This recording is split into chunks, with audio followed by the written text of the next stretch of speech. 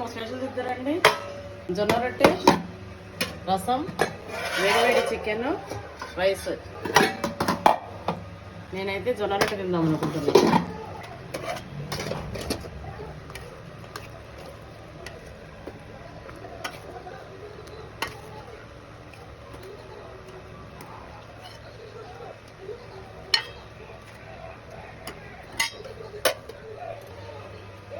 జొన్న రొట్టె కాంబినేషన్లో చికెన్ సూపర్గా ఉంటుంది, ఒకసారి ట్రై చేయండి. జొన్న రొట్టె మసాలా కారం రాయలసీమ స్పెషల్ అనమాట. ఈరోజు మసాలా కారం వేసి కొంచెం కారం ఎక్కువగా చేసిన.